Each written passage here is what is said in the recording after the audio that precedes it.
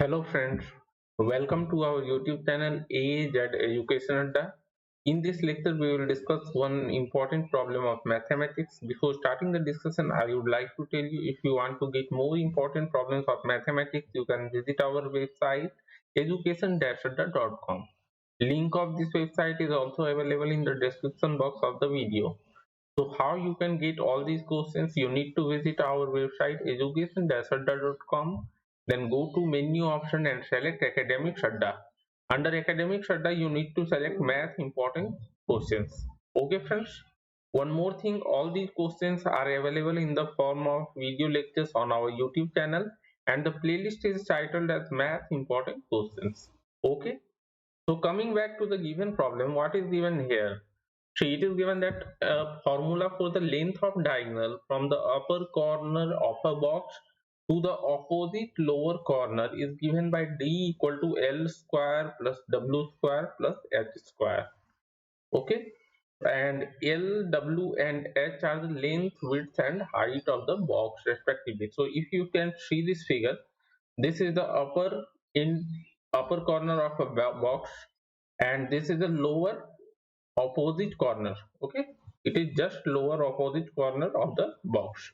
So this is the main diagonal of the body, or this is in the form of cuboid, or you can say box. Okay, and length is given here 23 inches, width is given 15 inches and height is given as 7 inches. So we need to find the diagonal length. Okay, this is the formula d equal to under root L square plus W square plus H square, where L is the length, W is the width and H is the height of the box respectively. Okay, so d equal to under root L square plus W square plus H square, and L, W and H are given as, length is given as 23 inches, width is given as 15 inches and height is given as 7 inches.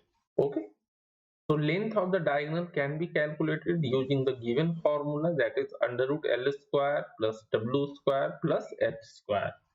Okay.